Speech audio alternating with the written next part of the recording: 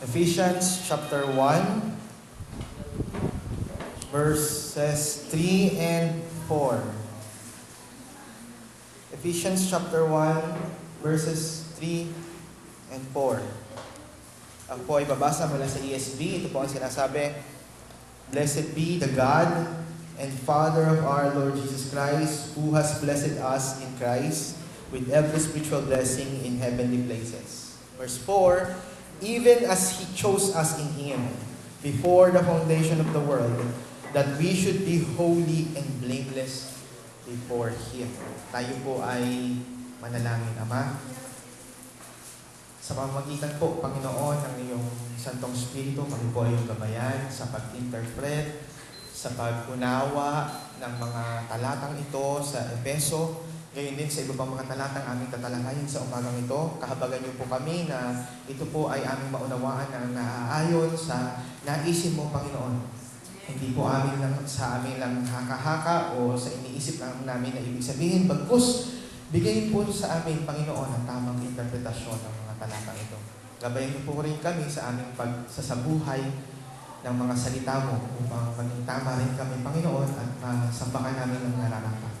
Thank you, Father God. In Jesus' name we pray. Amen. Okay, last week, tinalangin ko sa inyo yung godliness and holiness ay hindi pa pwedeng paghiwalayin. Okay, nabanggit ko sa inyo na kung gusto nyong i-worship si God, kailangan yung maging holy. Kasi yun yung totoong pagsamba. Isang buhay na tama sa harapan ng Panginoon. Kaya imposible yung sinasabi natin na holiness, na worship o godliness, pero hindi naman tayo namumuhay ng kabanalan. Imposible po yun. Hindi pa pwede mangyari yun. Ngayon naman po, ngayong umagang ito, ang aking pong tatalakayin sa inyo ay ano ba talaga ang meaning ng redemption?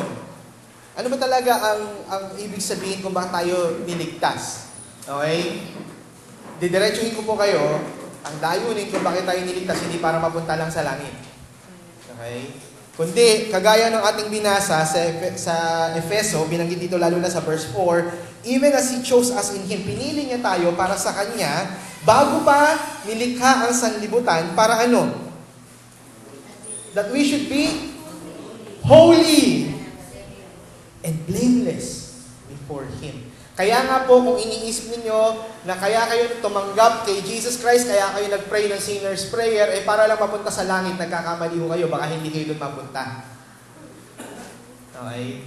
Kasi kung namumuhay pa rin kayo sa dati niyong buhay, still, you are living in the control of sinful flesh, at wala pa rin kayong, kumbaga pagnanasa na sumunod sa Panginoon, baka pala tandaan niya na baka hindi kayo sa Panginoon. Baka gusto niya lang yung langit. Hindi talaga yung katotohanan. Okay? So yun yung ating iikutan ngayon. Actually, ang Bible po ay punong-puno ng mga banal na bagay. Ang Bible po ay tinatawag na Holy Bible. Di ba? Ang Israel ay tinawag na Holy Nation. Di ba? Ang church ay tinatawag na Holy. Ang church ay Holy Place or Ground. Ang mga Kristiyano ay Holy People of God. Di ba? Nakakapagtaka kasi iyan yung mga katawagan at ang Bible ay punong-puno ng ganyan. Pero magtataka kayo bakit ang mga Christians hindi ganun yung naisin pagdating sa loob ng church. Hindi para maging holy. Ang gusto ng marami, kaya papasok ng church, Pastor, pag-pray nyo naman ako. Bakit? May problema po ako eh. Okay? Pastor, i-bless nyo naman po yung sasakyan namin. Bakit? May bago po kami sasakyan, kailangan ma-bless. Bless nyo po yung bahay namin. Wala kayong maririnig sa karamihan ngayon, kundi i-bless, i-bless, i-bless, i-bless. I-bless. Okay? Magtataka rin kayo, if you would go back to the church history, bakit yung mga tao sa church history, tinawag silang mga church fathers, di ba? Puritans. Bakit laging may touch of holiness? Why? Because church is a holy people of God. Ang church ay holy people of God. How come that the church nowadays is not aiming for that? Hindi nag-i-aim, hindi nagnanasa, hindi nananais na maging holy. Bagkos, mas gusto pa rin natin yung mga patwitams. Di ba? Biruan nga namin doon sa forum, hindi ba sa inyo, member na doon? Biruan namin doon, maraming mga tweetams Christians. Kasi yung mga tipong pa-post-post ng I love you with the love of the Lord. Yung mga ganun-ganun post lang. Yung for God so loved the world that He gave His only begotten Son. Mga pa-post-post ng mga ganyan lang sa FB. Pero pag pinag-usapan na yung mga doktrina, pinag-usapan na natin yung holiness, wala pong debate, ayaw na. Laging nagtakot. Pagka gano'n na yung pag-uusapan. Okay? Tanong, ano nga ba ang dahilan? Bakit tayo sinave ni God? Ito yung sagot. Okay? Kasi una, kaaway tayo ng Diyos before. Tama po ba? Agree? We are enemies of God. Kung babasahin niyo Romans 5, nakakatakot yung laman yan, especially yung verse 12 hanggang 21. Sin, Romans 5, 12 to 21. Ang lala nung binanggit doon kung paano pinakita the sinful persons are enemies of God. At wala dito sino man sa inyo na makapagsasabi na hindi siya nagkaroon ng kasalanan kahit nung isang beses lang. Meron ba dito na walang kasalanan? Kahit isang piraso lang na kasalanan? Kung meron dito, tatayo, sasambahin ko kayo. Diba? Kaso wala eh. Diba? Yung challenge ko nga sa inyo before, naalala niyo yung challenge ko sa inyo everyday? Pagising niyo pa lang, nagkakasala na kayo. Diba? Bakit pa tayo nag-FB? Aminin niyo na, gusto niyo makichismis. Diba? Kaya hindi kayo makatagal hindi mag-FB. Bakit? Gusto niyo makibalita. Gusto niyo pang pagandahin, makibalita. Pero wag gusto niyo makichismis, di ba? Kung ano nangyayari. Dati nung, ang binabalita lang dati, artista. Ngayon, kahit kaibigan niyo, alam niyo na yung istorya sa buhay nila kahit malayo sila. Why? Because of the technology. At yung ating sinful nature, gusto talaga nanggagalaiti talaga yan. Ano ba nangyayari sa classmate ko dati? O, hiwalay na sila. Di ba? Di ba? Tuwan-tuwa kayo, natatawa kayo sa mga istorya na babalitaan nyo sa FB, di ba? Kasi yung mga kakilala nyo noon, alam nyo, lantad na lantad yung buhay, nagpo-post pa ng nagbumura yung kaklasmate nyo dati. Di ba? Tapos nanggagalaiti, merong gusto sa Panginoon. Kitang-kita nyo agad yung buhay nilang lahat, di ba? Gusto kasi natin ng chismis. Ayaw lang natin yung aminin. Okay? Gusto lang natin ng chismis, sa totoo lang. Di ba? Okay. Enemies of God, ano pa?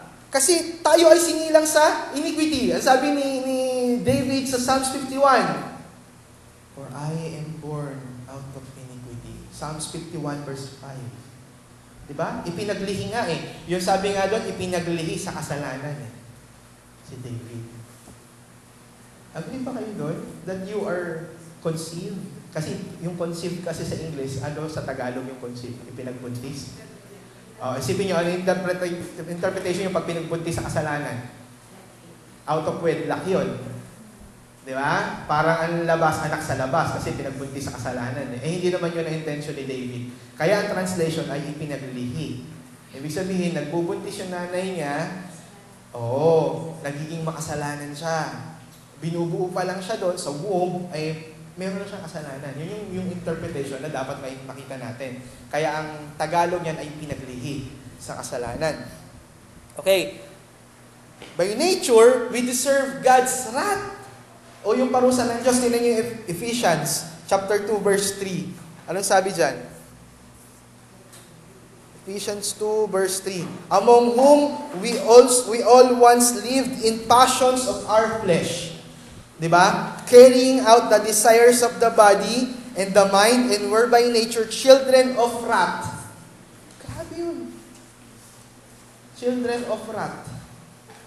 Naisip niyo yung word na children of wrath? Anak ng... kumbaga... Oo nga eh, no? Alam niyo yung wrath? Matindi yan eh. Matinding puot yung rat. Parang, hindi daga rat, W-R-A-T-H. Hindi rat na rat. Okay, rat. Pag sinabi yung rat, yung matinding, parang kayo pinagsakluban ng langit at lupa, tapos matinding galit yung dahilan.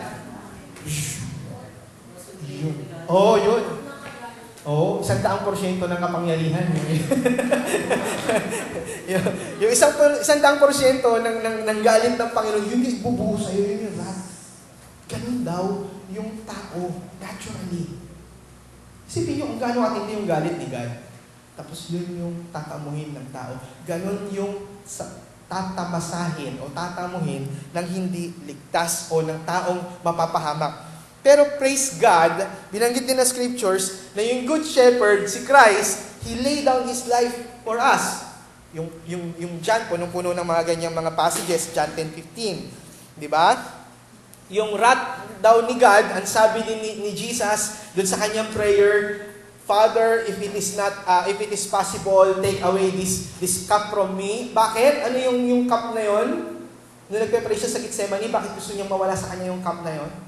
Because that is the cup of God's wrath. Puot ng Diyos yung tatamasahin ni Jesus dun sa cross. Ganun katindi. Okay, given, save tayo, ligtas tayo. Marami sa inyo, iniisip niyo yun, ligtas kayo. Pero bakit pa kayo niligtas? Sige, tanungin niyo yung katabi niyo, bakit ka niligtas? Bakit ka sinave ni God? Huwag niyo sabihin, pogi kayo. Anong dahilan? Ba't kayo sinave ni God? Naisip mo na yung reason. Pwede niyo sabihin, kasi pastor, because of God's love. Sige, God's love. O ano pa? Para po sa kaluwalhatian ng kanyang pangalan. O sige, para sa kaluwalhatian ng pangalan niya. Ano nga dahilan? Ha? Alam niyo kung ano? For us to be holy. We are saved before the foundation of the world for us to be holy. Kaya nga, if you say that you are a Christian, yet, hanggang ngayon, punong-puno yung heart mo ng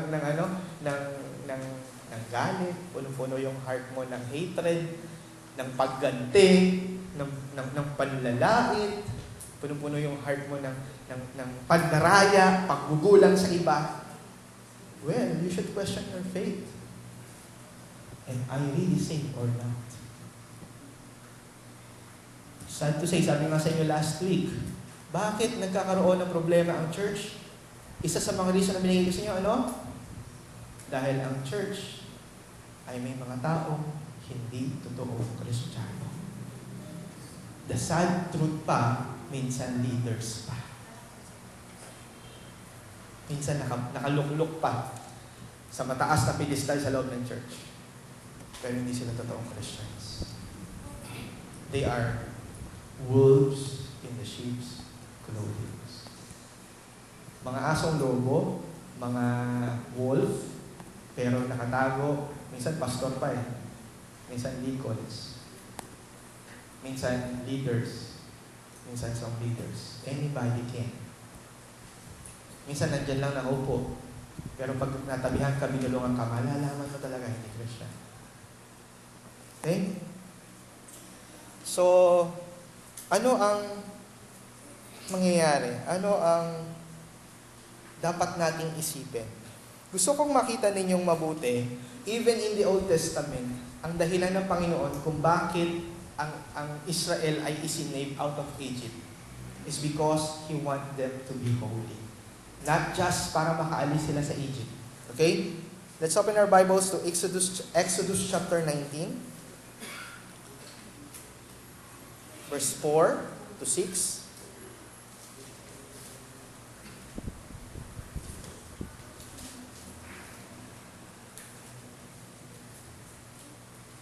Sige, pakibasa po. Exodus chapter 19, verses 4 hanggang 16. Tingnan nyo, yan yung reason kung bakit iaalis ni God ang Israel out of Egypt. Anong sabi? Pakibasa. You yourselves have seen what I did to the Egyptians, and how I bore you on eagle's wings and brought you to myself. Now therefore, if you will indeed obey my voice and keep my covenant, you shall be my treasured possession among all peoples, for all the earth is mine. And you shall be to me a kingdom of priests and a holy nation. Kita nyo yon? You shall to be to me, thank you po, Ate Flor. You shall be to me a kingdom of priests and a holy nation. Hindi sila inalis ni God sa Egypt para lang wag na silang maparusahan ng Egypt. Okay? Ito kasi inisip ng marami. Kaya lang sila lumabas kasi umiyak sila kay God. So mabait si Yahweh, nilabas sila out of Egypt. You're wrong. God took them out of Egypt para ano? Not just dahil sa pinahihirapan sila ng Egypt, kundi para gamitin sila ni God as a kingdom of priests and a holy nation. Sad to say, pangit man sabihin, ginamit ni God ang Egypt para lang pagtaguan ng Israel nung panahon na tagutom. Alam niyo ba yun? Nakakatawa, hindi natin matanggap, pero ginamit ng Panginoon ng Egypto. Akala ng Egypt, sila yung superior. Akala nila, they are the one who is using the Israelites. Ang hindi nila alam, sila ang ginamit ni God. Bakit? Bakit ba napunta ang Israelites sa Egypt? Nung panahon ni Joseph, nagkaroon ng matinding tagtuyot, taggutom. So, walang pupuntahan ng Israelites. So, anong ginawa ni God? Dahil sa kanyang preservation, sa kanyang pagmamahal, sa kanyang bayan, dinala niya yung bayan niya sa Egypt. So, in short, ginamit niya ang Egypt. Okay? Pangit man sabihin, ginamit niya ang Egypt. Then after that, nakita ni God, tapos na, it's time's up. Ano na ang kailangan? It's already time para ang aking bayan ay ilabas, para ibigay na sa kanila yung aking kautusan, to build my nation, para buuin na yung nation, para gawin silang kingdom of priests, and holy nation. Kaya sila nilabas. In short, mga kapatid, even in the Old Testament, the reason why God saves man is to make them holy, to make them sacred. Bakit ba tinatawag ni God ang isang tao? Halimbawa, yung mga kings. Bakit ba nilalagyan ng anointing? Ng oil? Ba't ba ina-anoint yung king? Para magkaroon ng extra power? Pag ina-anoint, parang pag binuhusan ng oil ni Samuel, parang nagkakaroon ng kapangyarihan? Yun ba yun? Ang anointing, gano'n, yun ang interpretation ng anointing ngayon, di ba? Pag may anointing ka, malupit kang mag-pray, nakakapagpahinto ka ng bagyo, para kang super saiyan, di ba? Oo, di ba? Para kang mutant pag may anointing ka. Yan ang iniisip ng marami sa anointing. Ang anointing, ibig sabihin, pinili ka. Pag pinili ka, you are given a task. Meron kang trabaho. That is the one purpose kung bakit ka in-anoint is for you to be holy. Kaya nga sila ina-anoint. Ibig sabihin nun, you are sacred. And that is also the purpose why the Holy Spirit is given to the church. Hello? Bakit siya tinawag na Holy Spirit? Bakit hindi Spirit lang? Bakit Holy Spirit? Bakit hindi Power Spirit? Sana Power Spirit na lang tawag sa kanya para lahat ng nilulukuban ng Spirit na yan may power. Ay hindi, Holy Spirit. Tapos ang ini-expect nila, may power ka. Di ba? Parang kapag gagaling ka, oh. Di ba? Parang kapag may Holy Spirit ka, parang lahat ng sabihin mo mangyayari. Diba? Eh, hindi naman power spirit ang binigay eh. Holy Spirit. Diba? Bakit gano'n? To make us holy. Ano sabi ni Jesus na function ng Holy Spirit in John chapter 14? Para ipaalala lahat ng sinabi at tinuro ni Christ. Pero hindi gano'n ang interpretation natin ngayon. Hindi gano'n ang purpose ng Holy Spirit natin ngayon. Actually, kapag puro doctrines nga pinag-aaralan mo, galit sila sa iyo. Why? Kasi puro ka isip, wala kang puso.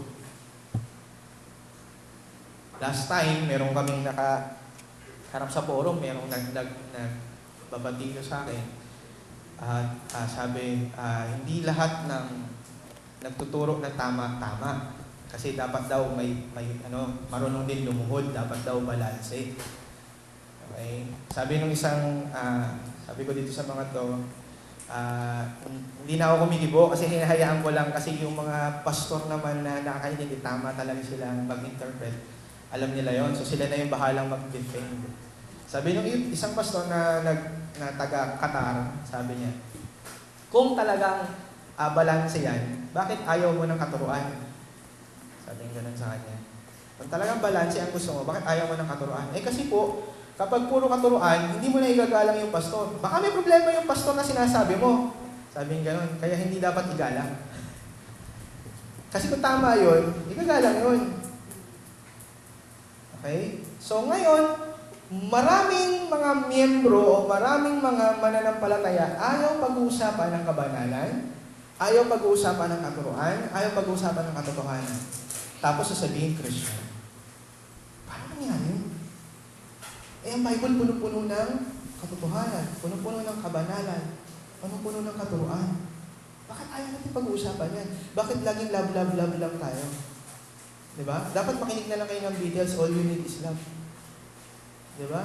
Huwag dapat Christian songs ang kinakanta nyo. Dapat kumanta na lang kayo doon, mag-hiti-hiti na lang kayo. Kung love, love, love lang din. Diba? So, even in the Old Testament, God is showing us that we should be holy. Kasi kahit sila nung una pa naman, ay intention ni God is for them to be holy. Ngayon, pupunta tayo sa mga talata na katulad nito in the New Testament. Look at 2 Timothy chapter 1, verse 8 and 9. 2 Timothy chapter 1, verses 8 and 9. Sige po, buksan ninyo ang mga Bible nyo. 2 Timothy chapter 1, verses 8 and 9. Therefore, do not be ashamed of the testimony about our Lord, nor of me, His prisoner, but share in the sufferings for the gospel by the power of God. Verse 9. Who saved us and called us, what? A holy calling, not because of our works, but because of His own purpose and grace, which He has given us in Christ Jesus before the ages began. Bago pa nagsimula ang time o ang history, we are called by God, by His grace, para ano? In a holy calling. Ano ba ibig sabihin ng holy calling? Ano ibig sabihin ng banal na pagtawag? Yung pong magkaroon ng bro sa sis doon sa pangalan nyo. Brother Johnny, Sister ganto. Para banal yung tawagan nyo. Hello? Ang ibig sabihin ng banal na tawag, ano yun? Maging tawag yan para papunta sa kabanalan. Tingnan nyo katabi nyo, sabihin nyo, pakaayos ka. Tinawag tayo to be holy. Di ba? How come na ang mga Christians ayaw maging holy? Gusto natin pag-usapan lang Bible promises. Yung palakasin tayo sa mga problema. Puro ganun. Hindi ho Nabasa niyo na ba yung mga preachings ng mga Puritans? Siguro, kung lalagyan natin ng rate, mga 96% ng preachings nila all about holiness. Okay? Tapos meron sila mga preachings about prayer. Pero yung prayer nun, ang matinding emphasis pa nila yung deliver us not from evil. Hindi yung give us this day our daily bread.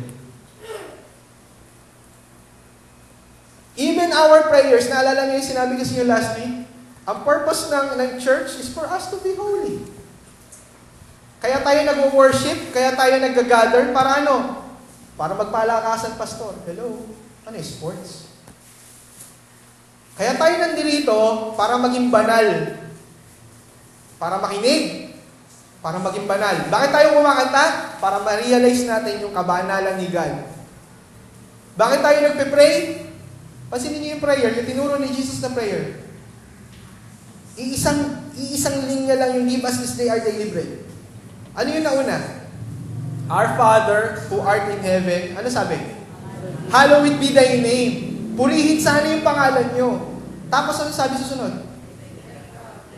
Thy kingdom come. Sana po bumalik ka na.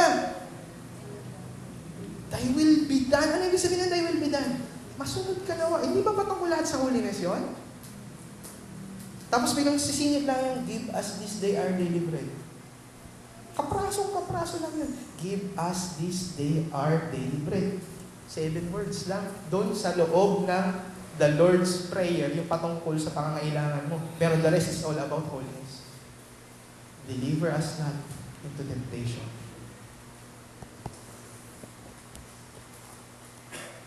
deliver us from the evil one. It's all about holiness. Kaya tayo nagpipray. Okay? Ito pa, bigyan ko pa yun ng mga talata. 1 Thessalonians 4 verse 7. 1 Thessalonians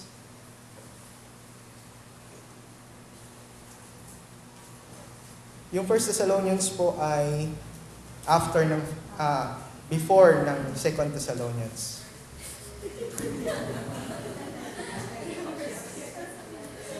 Masyado kayong seryoso eh. Okay, verse 7. For God has not called us for impurity, but in holiness.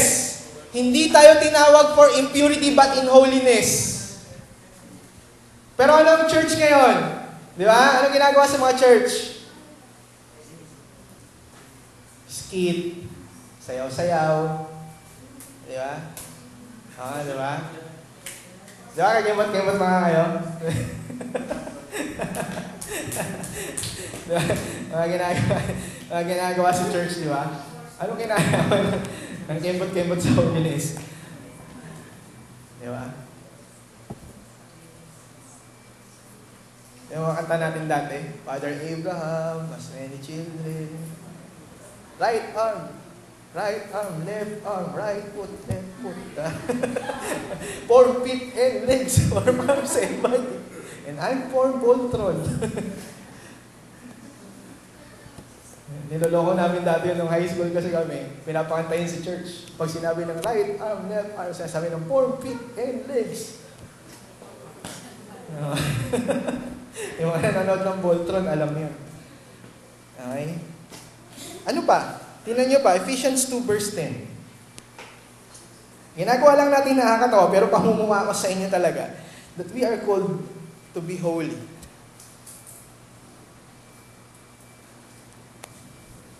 For we are His workmanship. 2 verse 10 na Ephesians. For we are His workmanship, created in Christ Jesus, for good works. For good works. Which God prepared beforehand. Kaya ang theology talaga ni Paul, kung tutuusin ninyo, ang ibig talaga sabihin ni Paul, bago pa lang nilikha ang mundo, nakaprepare na tayo. Pero yung preparation na yon, not just to save us, but to be holy. Sa gayon, pag na-save kayo, anong ibig sabihin? Halatang halata kung sino yung totoong Christian sa hindi. Kaya nga sabi ko sa inyo, kayang-kaya natin sabihin talaga sino yung totoong mga mangangaral sa hindi. Why? Matetest nyo sila sa mga works nila. Matetest nyo sila sa mga pinagsasasabi nila. Why? Because these quote-unquote Christians daw will compromise. Will compromise the gospel, will compromise their lives. Ganun kalala. Okay? Maraming takot about holiness. Ayaw itong i-preach kasi akala nila kung konti ang mga maniniwala. Bakit hindi kayo kumakonti? Ubusan na nga tayo upuan. Hindi kayo kumakonti. Why? Dahil yung totoong tupa will go near to God's Word. Lalapit at susunod sa tamang pamumuhay. Okay. Ito po ay necessary. Pastor, hindi ba tayo nagtuturo ng taliwa sa sinasabi ng scriptures kasi maliligtas na tayo by faith? Wala po ko sinasabing maliligtas kayo by good works. Ang ibig ko sabihin sa aking pinangangaral, you are saved for you to be good. Ibig sabihin, mauuna yung kaligtasan bago yung good works. Ang kaligtasan po ay ang prerequisite. Ibig sabihin, ang mga totoong mananampalataya ay maliligtas muna, tapos sila ay gagawa. Ibig sabihin, result po ito. Result. Hindi ito cause. Hindi dahilan ng pag-save, but a result. Kaya nga sabi ko sa inyo, may palatandaan. That's why holiness ay tinatawag na fruit of. Kaya siya fruit kasi effect siya. Marami ang ang tawag namin doon dichotomization o yung pinaghihiwalay ninyo yung mga bagay-bagay sa Bible. Halimbawa, yung fruit of the Holy Spirit, ay naku, wala pa akong yung gentleness, wala pa akong ganito, wala pa akong ganyan. Hindi pa pwede. Hindi pa pwedeng wala nga kasi fruit nga yan eh. Result yan ng pagiging Christian mo. Ang tunay na Christian, meron yan. Hindi pwedeng wala. Hindi bitaw yun. Hello? So, hindi po ito legalism o hindi ito yung pagiging judgmentalism. Ngayon, pakikita ko sa inyo na napaka-importante ng mga bagay na ito. Maraming passages sa scriptures ang nagsasabi na hindi pwedeng pumasok sa langit ang mga taong walang holiness. Okay? Hindi ibig sabihin na hindi ka masasave. But, yung mga papasok sa heaven, ito yung mga palatandaan. At kung wala sila niyan, it means hindi sila tagalangit. Okay? Let's open our Bibles. 1 Corinthians chapter 6, verse 9 and 10. Alam ko na kinakabahan yung iba, baka may mabasa kayo na kayo yan. Okay? 1 Corinthians chapter 6, verse 9 and 10. Okay? Let's read it and para makita natin at ma-realize natin ourselves, are we really heaven citizens? Okay? Sige po, pakibasa po. 1 Corinthians 6, verse 9. Or do you not know that the unrighteousness will not inherit the kingdom of God? Do not be deceived. Neither fornicators, nor idolaters, nor adulterers, nor effeminate, nor homosexuals, nor thieves, nor the covetous, nor drunkard, nor revilers, nor swindlers will inherit the kingdom of God. Okay. Isa-isahin natin, ha? Do you not know that unrighteous will not inherit the kingdom of God? Sinisermon nandito ni Paul yung mga Corinthians kasi yung mga Corinthians mayayabang. Iniisip nila that because they are inside the church, they are already saved. Iniisip nila because they are listening to Paul and to the other preachers, they are already saved. Iniisip nila na marami silang gifts, they are already saved.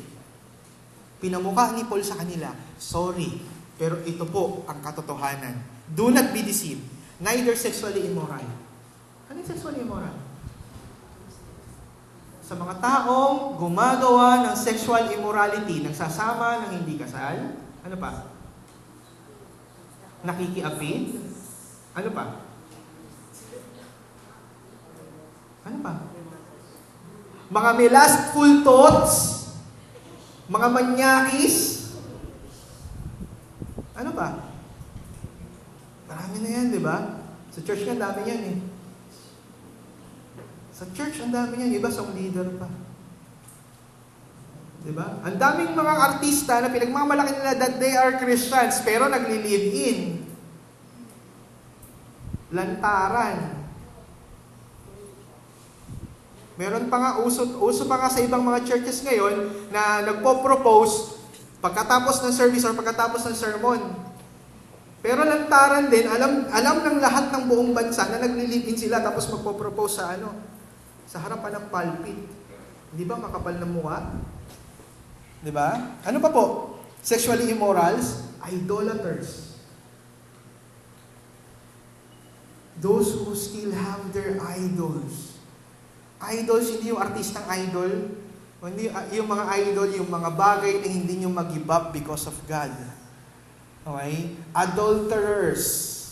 Nor men practice homosexuality o sexuality. Mga bakla, mga tomboy. Diretsahan o sinasabi ng Bible, hindi sila mag-i-inherit ng Kingdom of God. Tapos marami sa atin, huwag naman kayong maging judgmental.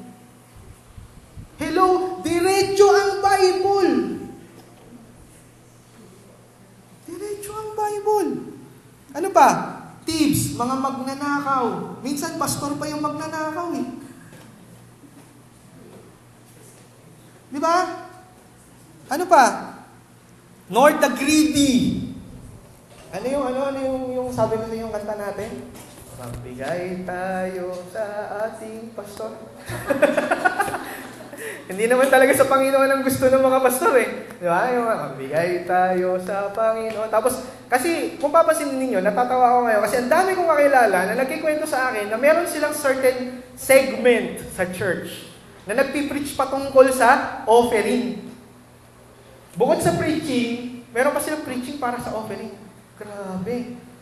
Pagdating sa offering, may sariling preaching. Oo, isang oras yun. Pero yung preaching, yung talagang tamang preaching na sermon, kakapraso lang. Tapos hindi nawawala yun, every week yun meron. Samantala yung totoong preaching pa iba-iba ng topic. Diba? Kaya dapat palitan yung kanta. Magbigay tayo sa ating pastor, tayo ay magbigay. Diba? Bakit hindi? Kasi aangal yung pastor, lagi sinasabi, sardinas ang ulam namin. Sa umaga, di ba? Master sa umaga, 5-5-5 sa tanghali, ligo sa gabi. So ano ngayon, kung konsensyahin yung mga miyembro, kami talaga namang sa biyaya lang ng Panginoon. Kaya maraming nagagalit kapag pinipreach ito. Di ba? Mga nagmamakaawa, ginagawang hanap buhay. Sabi ko nga sa mga kaibigan ko, gusto pala nilang yumaman, ba't sila nagpastor? Di ba? Gusto pala nilang yumaman eh. Greediness. Okay? Drunkards. Mga may bisyo. Lasing, drugs, lahat ng addicts. Gusto rin mga addicts sa Dota?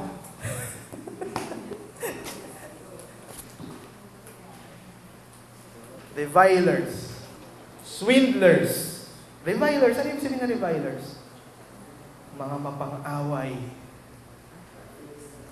Swindlers will not inherit the kingdom of God.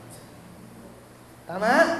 Inulit yan ni Paul. Puntahan natin Galatians chapter 5. Galatians chapter 5 verses 19 to 21.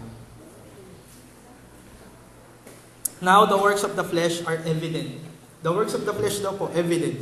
Sexual immorality, impurity, sensuality. Sinama dito ni Paul yung sensuality, yung pagiging manyak, kasi tingin mo lang, naglalast ka na. Mga nanghihipo, mga naninilip, ng boboso.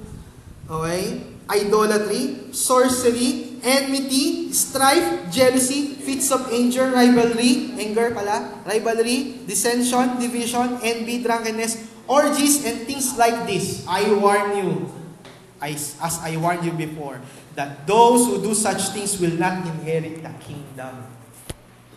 Those who do such things will not inherit the kingdom. Kaya nga, kaya magsalita ng mga prophets, mga ulupong, kaya nila sabihin yon. Dahil diretso sinasabi ng Bible na yung mga tao nagsasabi that they are with God, yet, hindi sila namumuhay ng tama, ay hindi magtatamasa ng langit. Okay? Ano pa po? Punta tayo kay James. Ito yung controversial na sinabi ni James na without works, it is impossible to please God. Or yung faith without works is dead. James 2 verse 14. Tingnan natin hanggang 17. James 2 14 hanggang 17. What good it is, my brothers, if someone says he has faith. Ano ngayon kung may pananampalataya siya, but he does not have works? Can faith save him?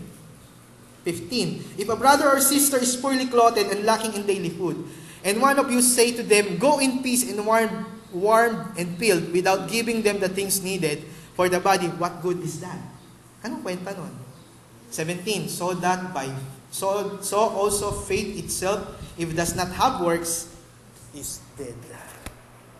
Ang pananampalataya na walang gawa po ay walang kwenta. Hindi po ito totoo. Okay? Ito po yung isa sa mga pinakamabigat at favorite ko na verse passage kahit bago pa ako umalis sa Assemblies of God. Hebrews 12 verse 14.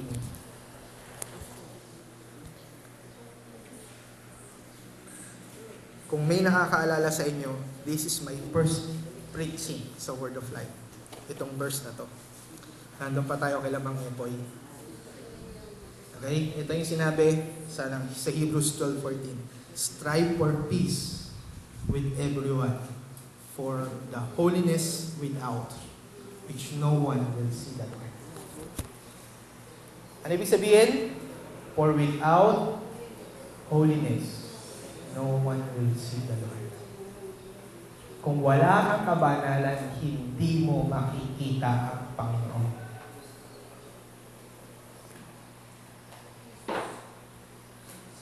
Okay? So, application. Paano na yan, Pastor? Paano po ang gagawin natin? Nakita na po namin na kailangan pala ng holiness. Ito pala yung reason kung bakit tayo sinave. Anong kailangan natin gawin? Okay?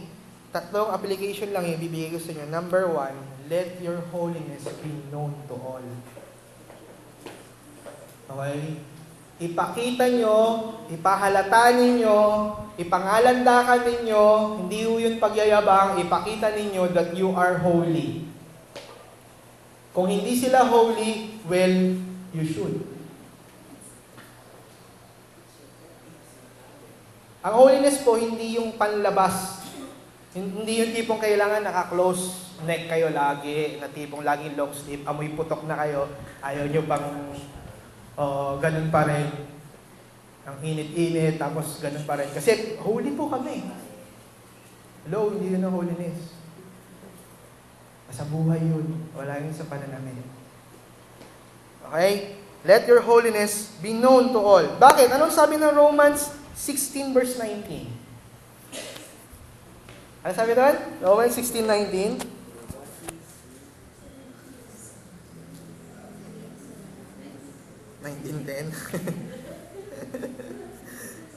Romans 16:19, ano sabi? For your obedience is known to all. Okay? So that I rejoice over you. But I want you to be wise to what is good and innocent to what is evil. Maging matalino kayo sa tama at maging bobo kayo sa mali. Di ba? Maging matalino kayo sa tama, maging bobo kayo sa mali. Ibig sabihin, may mga ganung tao, di ba, yung alam na alam kung paano gagawa ng mali. Di ba? Laging, may mga ganung tao laging nakakahanap ng lusot, laging nakakahanap kung paano makakapandenggoy. Meron kaming kasamahan kasi nakwento ko doon sa iba na nagpalit ng structure ang DTI-NCR. Ang DTI-NCR po ngayon ay tinatawag ng DTI-FTEB, Fair Trade Enforcement Bureau. Meaning, ang focus po namin ngayon ay more on enforcement. So, ibig sabihin, lahat po ng mga palengke, araw-araw na namin minomonitor yan. Ang mga sales promo ay araw-araw na po minomonitor sa mga mall. Ang mga standards po ng mga produkto, meaning yung mga tinitinda na mga appliances, sinisigurado namin yan ngayon, simula noong July 1, na lahat po dapat ay nag-undergo ng testing ng Philippine Standards. Yun yung ginagawa ngayon ng DTI, FTEB. Okay? So, nagkaroon na rigo doon sa office namin. Alam niyo, tanong na isang ka-office mate ko, paano kaya tayo kikita dyan? Sabi ko, iba ka talaga. Lahat talaga ng pag-iisipan mo kung paano kikita. Okay? Talagang corrupt na corrupt talaga eh. Alam niyo yung corrupt mind? Yung corrupt mind talaga, hahanap ng lusot, hahanap ng paraan paano gagawa ng kasalanan. Kaya sabi ni Paul, be excellent to what is good, be innocent what is evil. So magpakatalino tayo, isipin natin paano pa ba tayo magiging holy? Paano pa ba tayo makakasunod sa Panginoon? Ay, maging bobo kayo sa kasamaan. Huwag kayong mag-isip kung paano gagawa ng kasamaan. Pangalawa, always bear in mind that heaven is a holy place and a place for holiness. Nagkaroon ng mga teachings, lalo na sa mga praise and worship symposium, Sinasabi na, mag-practice na po tayo ng pagpupuri sa Panginoon kasi sa langit po ay walang tigil ang pagpupuri. Pananambahan. Sino may sabi? Saan sa Bible yun? Sino may sabi na 24 hours tayo, walang tigil tayo magpe-praise and worship doon? Kakanta lang tayo kakanta. Gagawin lang pala tayo stereo ni God. Wala bang angel na mas magagaling kumanta doon at gagawin tayong ganon? We will go to heaven to live a holy life. Hello? Natatandaan yun, sabi ni Christ, hindi siya iinom nung saro hanggat wala tayo dun sa hindi niya tayo kapiling. Saan yun? Sa heaven. Ibig sabihin, may kainan. Ibig sabihin, iinom tayo kasama ni Christ. Ibig sabihin, life will still be natural. Okay? Living. Magkakaroon pa rin tayo ng buhay. Umuwi tayo. Ano gagawin natin doon? Diba? It is a holy place. Therefore, we will live a holy life doon. Kaya tayo nandito sa lupa ngayon, marumi itong lupang ito, tatanggalin to, babaguhin to, tapos papalitan ng bagong langit at lupa. Tama? So ano gagawin na natin pag binago na yung langit at lupa? Magkakantahan lang tayo? Hello, hindi po. Mamumuhay tayo ng may kabanalan. Ngayon, kung mamumuhay pa tayo ng may kabanalan, dapat yun yung i-practice natin, hindi yung kanta. Okay? Hindi yung tipo kung paano kayo tatagal ng pagkanta. Tama po ba? Okay. Sa Revelation 21, kung titingnan ninyo yung Revelation 21, sige, buksan nyo yan. Glimpse lang. Glimpse lang ng Revelation 21. Tingnan natin yung description ni John. Okay? Yan yung, ang title sa mga Bible nyo ay New Heaven and New Earth, right? New Jerusalem. Pag tiningnan nyo yan, yung mga bagay na pinakita dyan, kung papansinin ninyo, merong seat, merong throne, merong mga water of life, merong kung ano-anong mga bagay. Ano yung gusto ipakita dyan? This is the place of Holy of Holies. Kung natatandaan ninyo before, sa Old Testament, yung temple, merong Temple of Holies, merong Holy of Holies. Doon sa Holy of Holies, walang pwedeng pumasok. Tama? Okay. Nung namatay si Christ, ano nangyari? Nung namatay si Christ? Natanggal yung curtain. Nahati yung curtain. Okay, ibig sabihin, we can now approach the throne of God. Okay? Ngayon, sa Revelation, yung New Jerusalem, pinapakita nito that the whole New Jerusalem, yung bagong langit at lupa, is a holy of holy place. Doon na mamamayan ang lahat ng mga totoong anak ng Diyos. Isipin nyo if that will be the place. Okay? Tapos ikaw, hindi ka sanay sa holiness. Maboboard ka doon. Di ba? Maboboard ka doon.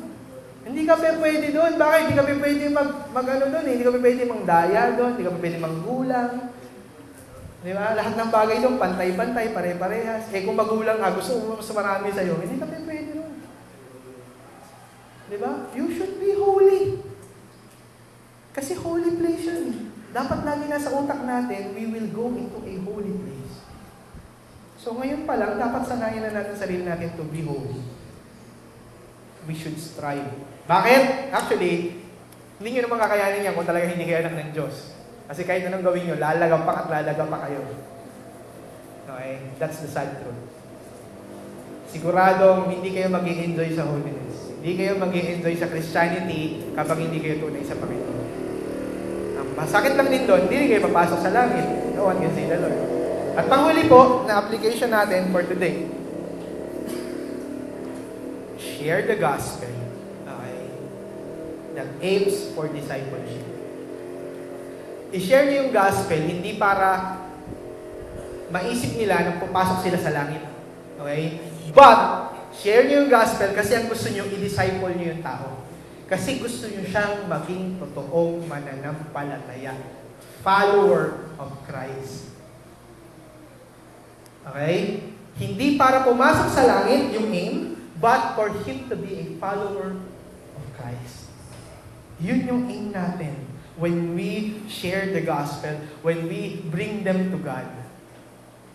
Kahit sa pagpe-pray ninyo sa mga may sakit, marami na tayong hinarap at marami nang naging issue dito sa church noon, lalo na dyan sa child dedication, natatandaan ninyo, patungkol sa pagpe-pray na may sakit. Tinatanong niyo ako lagi kung ano ang stand ko.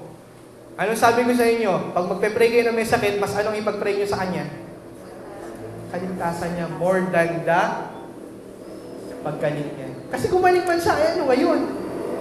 Punta pa rin siya sa impyerno. Anong sense? Di ba? Pansamantala lang yun eh. So ano pag-pray natin? All the more. Halimbawa, Pastor, puntahan po natin kasi nag-50-50 na eh. Pag panalangin natin na malakas siya ng Panginoon. Ay, ako pag-pray ko, sana masave siya kahit mamatay siya ngayon. Ang dami kayang na-offend sa akin before. Bakit? Una, hindi ko hawi yung buhay niyan. Hindi assurance na porkit pinag-pray natin, gagaling yan. Hindi mo yan palakasan ng pananampalataya. Sige, lakasan yung pananampalataya. Tingnan natin kung gumaling yan. Di ba? Mas diinan nyo yung pikit nyo sa pagpe-pray. Yung tipong pag nagpe-pray parang umiiri. Tingnan natin kung gagaling. Tingnan natin. Di ba ganun yung iniisip nyo na palakasan ng faith? Di ba? Pastor, lakasan lang natin yung faith natin sa pagpe-pray. Di ba? Hindi pong parang kapag nagpe-pray, parang nasa CR. Di ba? Tingnan natin kung gagaling. Mas lalo natin ipag-pray na maligtas yung tao. Kung pwede nyo ma-share nyo ng gospel. Hindi para ma-save lang na pupunta sa langit, but for him to know the Lord. Okay? Share the gospel, not aiming for heaven, but aiming for discipleship. Kahit sa child dedication, di ba? Hindi ako nagde-dedicate ng hindi Christian yung magulang. Bakit? Anong sense ng dedication? Kaya nga yung dedication eh. Sino magde-dedicate? Ako? Anak ko ba yan? Ba't ko dedicate dyan? Di ba? Kaya nga yung dedication eh. Ang nagde-dedicate dyan yung magulang, naghahandog para sa Panginoon. In fact, hindi nga biblical yun. Wala nga sa Bible na dedication eh. Diba? Anong ginagawa dun sa... si Jesus po dinala sa templo ah. Dinala si Jesus sa templo, 8 days old, panganay, tinuli. O, dali nyo dito, tutuliin natin yung anak nyo. Kung susundin natin yung Bible, walang dedication. Walang child baptism. Wala. Kaya lang, dahil sa nakaugalian natin mga Pilipino, so dinadala nyo sa church.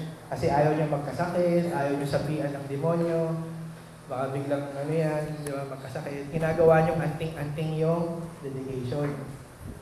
Diba? Hindi po. Child dedication, parang ganito lang yan. Parang magpe-pray tayo kay God. Gusto nyo lang sabihin na Lord, promise, iingatan namin yung mga anak namin. Papalakihin namin sila na may takot sa'yo. Yun lang yun. So, paano mangyayari kung hindi Christian yung parents? Paano sila lalapit? Paano nila palalakihin yung mga anak nila ng tama sa harapan ng Panginoon? Okay? So, turuan natin sila to be disciples. Not just to save them out of hell. Okay? So, I hope na makatulong ito sa inyo. Lagi nating isipin, the reason why we are saved is for us to be holy. Amen? Sige, tinan nyo, sabihin nyo, kaya tayo sinave para maging holy. Kaya umayos ka. Okay? So tayo lahat, tayo po ay manalangin.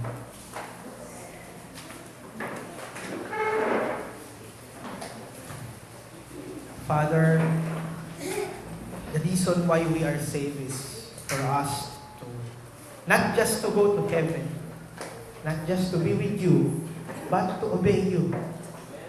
For us to be holy, to be a Christian, to be a real Christian.